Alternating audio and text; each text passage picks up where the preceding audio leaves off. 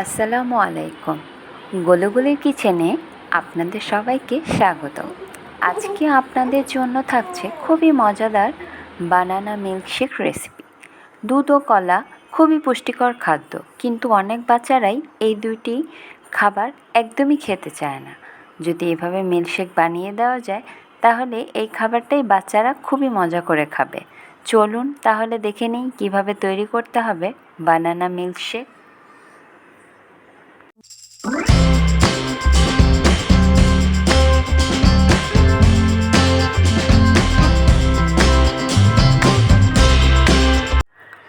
এক কাপ পরিমাণ দুধ ও একটি কলা নিয়ে নিয়েছি। প্রথমে কলাটিকে ব্লেন্ডারে দিয়ে দিচ্ছি 2 স্লাইস করে, আর 1 কাপ পরিমাণ দুধও সাথে দিয়ে দিচ্ছি। দুধ আর কলা একসাথে দেওয়ার পরে এই পর্যায়ে আমি ব্লেন্ড করে নিচ্ছি।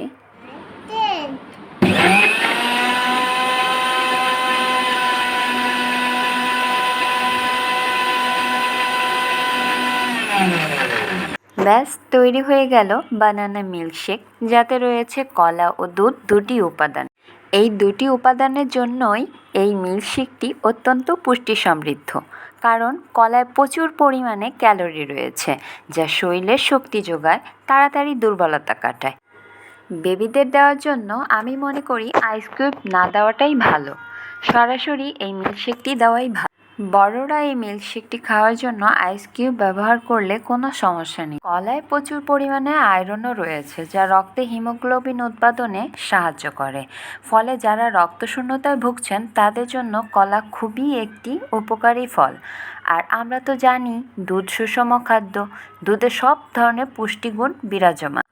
আমি এখানে যে দুধটুকু ব্যবহার করেছি তা প্রথমে একটি এলাচ দিয়ে সুন্দর করে জাল দিয়ে ঠান্ডা করে নিয়েছিলাম। এজন্য এই দুধে কোনো গন্ধ নেই। দেখুন ওর অবস্থা।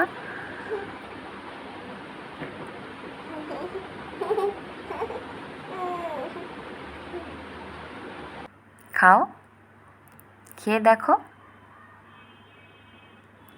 কেমন মজা।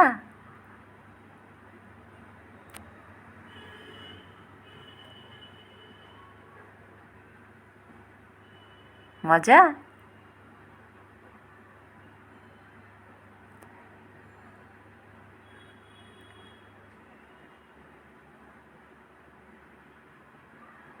অনেক।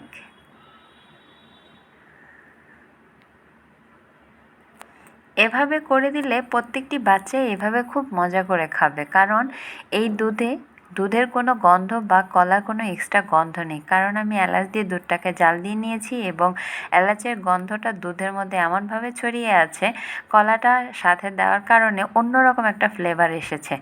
আশা করি আপনাদেরও খুব ভালো লাগবে। ভালো লেগে থাকলে অবশ্যই লাইক, কমেন্ট, শেয়ার করে পাশে থাকবেন।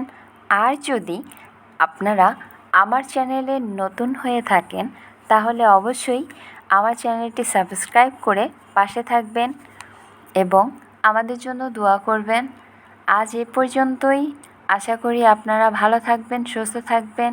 আল্লাহ হাফেজ।